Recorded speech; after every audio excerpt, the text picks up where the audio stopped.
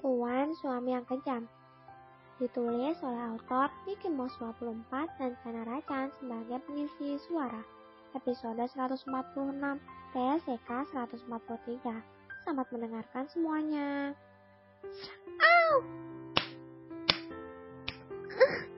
Seorang pria dewasa dengan kejamnya tengah menjambak dan menampar wanita muda itu hingga terpelanting ke lantai. "Berani sekali kau menelan aku, hah?" bentak pria itu dengan mata melotot. Wanita pucat itu hanya bisa meringis, menahan rasa sakit dan panas di kepala dan pipinya. "Ingat posisimu, Jalang. Tugasmu hanya memuaskan saya. Tak peduli kau sehat, sakit, atau bahkan sekalipun." Teriak pria dewasa itu lagi dengan gelatan amarah. Siapapun yang melihatnya pasti akan lari terbirit-birit ketakutan. Sedang wanita itu kini penglihatannya mulai buram. Kepala dan pipinya yang kena penganiayaan tadi rasanya sakit. Pada perutnya yang lebih mendominasi. Kembali, bibir kecilnya mengeluarkan ringisan, hendak meminta tolong. Tapi pada siapa? Alex yang marah, semakin marah kala mendengar ringisan kesakitan itu. Dia benci wanita di bawahnya jadi lemah. "Dasar wanita lemah!" teriak Alex. Dia sangat gemas ingin menendang wanita ini, namun sang kakinya sedang mengayung. Matanya sontak terbelalak. Dia mematung dengan kakinya yang perlahan turun, bersamaan dengan suara liris istri istrinya. "Tolong!" dari Maura nyaris tak terdengar. "Tolong, rasanya sakit sekali." Kembali, Maura memohon, entah pada siapa dengan terbata. Kedua tangannya meremas kuat perutnya. "Darah!" lirik Alex, menatap darah yang tergenang di bawah tubuh Maura. Ceprek, pintu kamar terbuka. Wanita parubaya masuk dengan nampan berisikan bubur di tangannya. Ia terkaget melihat tuan rumahnya ternyata sudah pulang dan berada di kamar Nona yang diam-diam ia buatkan bubur. "Maaf Tuan," ucap Imah ketakutan karena ketahuan memberikan makan pada Maura. Imah, pembantu rumah tangga yang bekerja sebagai tukang masak di rumah besar Alex. Namun saat Imah hendak beranjak pergi, dia sedikit melirik Maura yang terduduk di lantai. Sontak mata Imah ikut terbelalak. "Astagfirullah, Non!" Sakitnya, kemudian berlari menghampiri Maura setelah meletakkan nampan dengan asal di meja. Ketakutan Imah pada tuan rumah hilang seketika melihat keadaan mengenaskan Maura. "Tolong!" kirim Maura sebelum keadaannya menghilang. "Astagfirullah, Non Maura!" panggil Imah mengunjang-unjang pipi tirus Maura. "Ada apa?" Pria dengan seragam sapu masuk, bukan lancang, tapi saat Asaf berada di dapur untuk membawakan belanja perlengkapan dapur, dia mendengar pujian histeris dan segera menuju ke kamar Maura. Asep adalah satpam rumah Alex. "Kang Asep, tolong Nona Maura, sepertinya dia keguguran." Mohon Imah dengan wajah sudah banjir air mata. Keguguran?" tanya Alex sendiri. Ia masih mematung di tempat karena dirasa takut melihat darah yang tiba-tiba keluar dari selangkangan Maura. Apa wanita lemah ini hamil? Keguguran? Apa yang menjadi penyebab hilangnya janin yang selama belasan tahun dinanti-nantikannya? Berbagai pikiran berkecampuk dalam otak Alex. Karena panik, tak ada yang mendengar, bahkan tak peduli dengan kondisi Alex yang berdiri bagaikan orang bego. Kang Asep segera membawa tubuh pingsan Maura ke mobil, sedang Imam menyusul. Sebelum Imam melangkah jauh, kesadaran Alex mengambil alih. Ia dengan cepat mencegat tangan Imah. "Dia hamil?" tanya Alex tak sudi menyebut nama wanita yang siang malam dinikmati tubuhnya itu. Naungkan lemah dari Imah membuat dunia Alex ketika runtuh.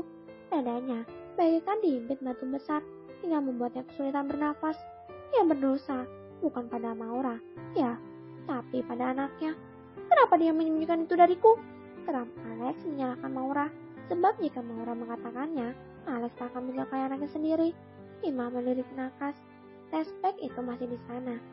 Nona juga baru tahu beberapa jam yang lalu. Jelas Imah kemudian beranjak dan menyusul Asep. Alex menatap nanar pada nakas. Dengan berat, kakinya melangkah mendekat dan meraih benda mini itu yang dari dulu membuatnya penuh harapan. Namun kini, ia sendiri yang membuat pergi harapan itu. Ia merosot ke lantai. Pria 35 tahun itu menangis dengan tespek keterangan positif di tangan kanannya. Maafkan ayah," demamnya di sela-sela tangisnya. Tangan kirinya menutup wajahnya untuk meredakan isakannya. "Akan kubuat menderita wanita itu jika ia berhasil mempertahankanmu." Geramnya kemudian beranjak. Ia ingin menyusul ke rumah sakit guna mengetahui keadaan calon anaknya. Tangannya mengeras kala melewati darah yang lumayan banyak mengenang di lantai bekas duduk Maura. Wanita lemah itu. Empatnya menyalahkan Maura. Alex tak introspeksi diri. Bahkan semua terjadi karena ulahnya. Pulang kantor sebelum waktunya. Dan setelah sampai, ia langsung masuk ke kamar Maura dan minta dilayani tanpa melihat kondisi Maura yang terbaring lemah di kasur karena habis muntah-muntah. Bahkan saat Maura ingin berucap sekata-kata, Alex langsung mencium bibir pucat Maura. Sampai di mana Maura menahan tangan Alex saat hendak membuka dasternya, membuat Alex emosi dan bermain tangan. Seorang wanita dalam dekapan sang suami melenggu dalam tidurnya, keningnya berkerut dengan keringat di dahinya. Maura! Teriak Alicia dalam tidurnya dengan nafas memburu yang beranjak duduk. Dara, hei, kenapa? Suara keserak khas bangun tidur milik Daniel membuat Alicia menoleh dan langsung menghambur ke pelukan suaminya kala Daniel sudah terduduk. Daniel membalas pelukan istrinya. Ia mengusap bulir keringat di dahi Alicia, kemudian mengelus kepala dan punggung Alicia bergantian. Tidak apa-apa, semua akan baik-baik saja, ucap Daniel menenangkan. Dia tahu istrinya tengah mimpi buruk. Aku tidak akan membiarkan seorang pun berani mendekat, apalagi melukaimu dan anak kita. Percaya sama aku, kamu akan nyaman sayang. Kembali, Daniel berceloteh panjang lebar, semata-mata menghilangkan rasa khawatir istrinya yang tak berespon apa. Nafas istrinya terdengar berat. Jadi pikir, Alicia kembali memimpikan masa lalu yang selalu mendapat penyiksaan. Karena kenyataan Alicia memimpikan Maura tengah disiksa oleh pria yang tak Alicia kenali wajahnya. Alicia mendongak dengan wajah sebabnya. Kemudian seperti yang detik selanjutnya, ia menyengir memperhatikan giginya, sedang Daniel masang siaga awas. Daniel selalu tahu ekspresi itu, menaludah kasar sebelum ia merapalkan berbagai doa agar kali ini namanya dalam daftar hitam dari permintaan anak istrinya. Ingin jabakin rambut Maura, ucap Alicia dengan papi aisnya. Hah? Bernapas lega, tapi ia kebingungan harus mengabulkan permintaan istrinya. Kenapa Alicia suka sekali menjabak rambut sih? 3 hari lalu, rambut Ali jadi sasaran Alicia. Daniel khawatir anaknya akan jadi manusia barbar tak berperasaan seperti ibunya jika sudah lahir nanti. Lagian Daniel tak tahu gimana kabar dari saudari-saudari iparnya, karena memang Daniel tak peduli, bahkan menutup akses dari mereka. Ali, ya, hanya Ali yang bisa menolongnya. Lagi kali ini, meski Daniel masih tak enak pada sekretarisnya itu, karena mengkambing hitamnya beberapa hari lalu demi mengidam ekstrim Alicia. Tapi tak punya pilihan lain, selain minta tolong pada Ali bukan? Jadi biarlah, lagi ada harga fantastis yang Daniel akan keluarkan demi jasa sekretaris serba bisa itu. Sedang Alicia tengah gusar akan mimpinya. Kenapa yang merasa kesakitan melihat saudarinya disiksa, meski itu hanya mimpi, bahkan dadanya masih berdetak kencang, karena khawatir tiba-tiba yang menundukkan Maura, yang tak pernah bersikap baik padanya itu. Tapi aliran darah tak bisa putus begitu saja bukan? Bagaimana kabar gadis manja itu? Di mana dia sekarang?